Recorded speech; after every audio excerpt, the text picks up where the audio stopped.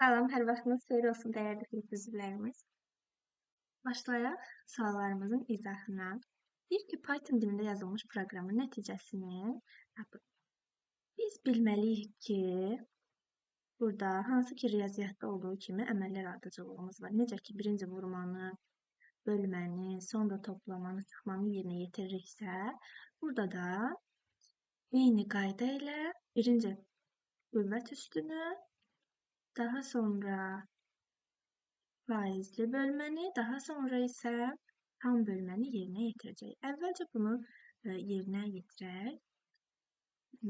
Burada təsəvvür eləyək ki, bir mötərizə var. Çünki biz birinci qüvvət üstünü yerinə yetirməliyik. Yazaraq 44 faizlə bölünsün. 4 üstü 4 nədir?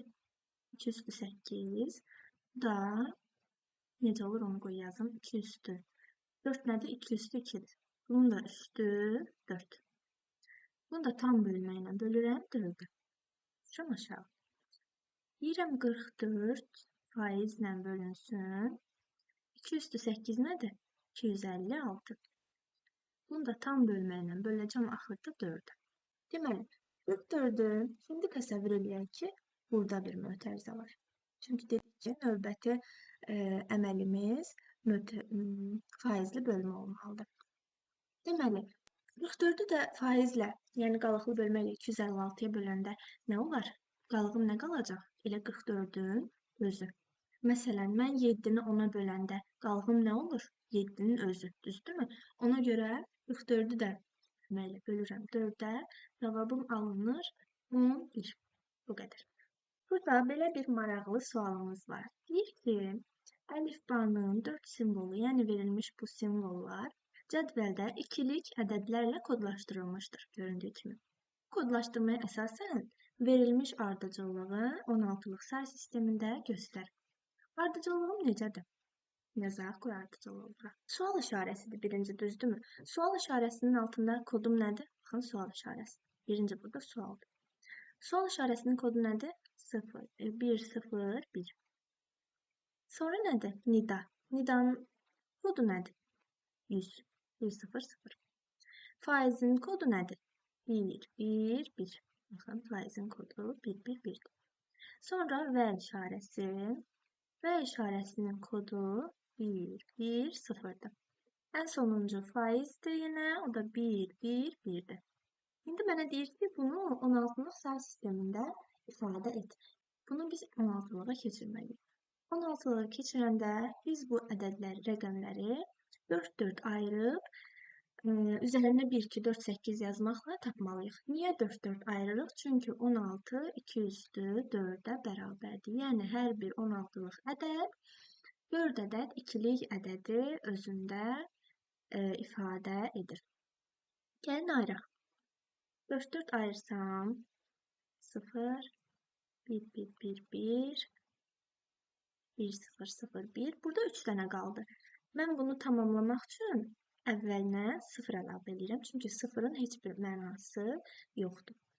Keçək indi bu ədədlərimizi tapaq. Deməli, 4 dənə məndə ədəd olacaq. 4 dənə rəqəm olacaq daha doğrusu. 1, 2, 4, 8. 8-in altında 0 olduğuna görə onu saxlayıram. Qalanlarını toplayanda mənə verir 7. Yazdım, sonuncu rəqəmim 7-dir. Burada 1, 2, 4, 8. Bu nə eləyir? 8-in üstünə 4, 12, 12-nin üstünə də 2, 14, 14-ün üstünə də 5 gələndə, 1 gələndə 11 eləyir. 11 də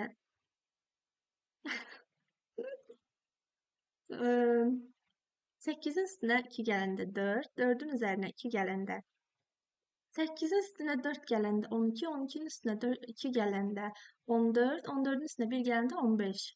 Nəhayət. 15-i də biz 16 say sistemində 15 yoxdur da bildiyimizə görə. 15-i də biz F ilə yazırıq. Daha sonra 1, 2, 4, 8. 4 ilə 2-nin üstünə xət çəkdim. 8 ilə 1-i topladım. Yazdım bura 9. Daha sonra 1, 2, 4, 8. 8 ilə 2-nin altından üstünə xət çəkdim. 0 olduğuna görə 4 ilə də 1-i topladım. Elədi 5. Cavabım oldu 5, 9, F7, 16-lıq say sistemində. Növbəti sualımıza keçid alsaq, deyir ki, 1/4 kilobayt. Üzərinə gələn 1000 bit. 1000 bit. Nə qədər bayt eləyər deyir. Gəlin kilobaytı bitə çevirək. 1/4 qalsın burada. 4-ü mən 2/2 kimi yazım. İcazə verirsinizsə. Yazım. Kilobaytdan bitə keçmək üçün. Baxın. Deməli, burada yazım qoy. Deməli, ən kiçik bitdir. Sonra baytdır. Sonra kilobaytdır, megabayt, gigabayt, terabayt olmaqla artır. Bizə əsas hələ ki 3 dənəsi lazımdır. Çünki misalımızda olduğuna görə. Bit nədir? 1 bayt neçə bitdir? 8 bitdir, düzdürmü? Ona görə də mən bilirik ki, kiçikdən böyüyə getdikcə bölürük k, b, b. Böyükdən kiçiyə gəlmək istəyirsə, yəni kilobaytdan bitə gəlmək istəyirəmsə və yaxud da kilobaytdan bayta gəlmək istəyirəmsə, burada vurma işarəsi olacaq. Kilobaytdan bayta gəlmək üçün nəyə vuraram? 2/10-a vuraram. Düzdürmü? 2/10 bayt. 1 kilobayt 2/10 baytdır. Bəs mən bu baytdan bitə gəlmək üçün nə etməliyəm? Vurmalıyam 2/3-ə. Düzdür? 2 dənə vurma istifadə elədim mi? Ona görə bunları toplayacağım. Vuracağım 2/13-ə. Oldu 2/13 bit. Üzərinə də gəlirəm 1000 biti. 1000 biti gəlirəm. Nə elədim? 2 ilə getdi 2/11 qaldı. 2/11 bit. Üzərinə 1000 bit.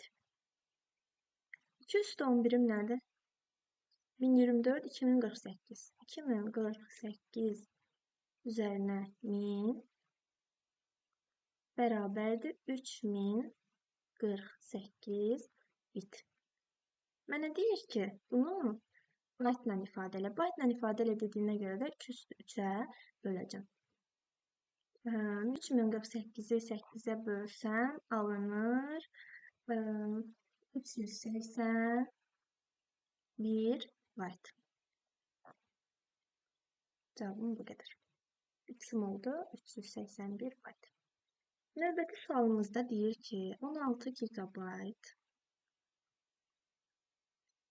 informasiya 25% sıxışdırıldı. Yəni nə qədər qaldı bunun? 75%. Düzdürmü? Gəlin bu 16 gigabaytın 75%-ni tapaq. Amma 16 gigabayt megabaytla istəyir məndən. Ona görə bunu bir də 2/10-a vuracam. Çünki böyükdən kiçiyə gələndə vururduq. Vururam bir də 75-ə, bölürəm 100-ə. Razıyam bura qədər. Anlaşıqlıdır məncə. 2/10, 2/4. Baxın, 16, 2/4. 2/4 şəklində yazsam. 2/10-dan 2/4 toplanır. 2/14 vurulsun 75. 14'ü acayip yazdım ha. 14. 75 bölünsün. Bu da 100'e. Bu eləyir 4'də 3. 4'də 2/2'dir. 2/14'dən də 3 vurulsun. 2/12 qalır. 2 ilə də 14'ün ikisi gedir. Qalır belə. 3 vurulsun 2/12. Cavabımız A variantı. Gəlirik günün son sualına. Əlifbada deyir 32 hərf var. Və bu əlifbanın hər simvolu informasiya miqdarını müəyyən edir. Yəni bu əlifbada hər simvol yaddaşda neçə bit yer tutur? Nə qədər olar? 32 nədir? 2/5'dir. Deməli, mənim bu əlifbamda bir simvolum nə qədər yer tutur? 5 bit. Cavabım olacaq 5 bit. Hələlik görüşərik növbəti dərslərimizdə.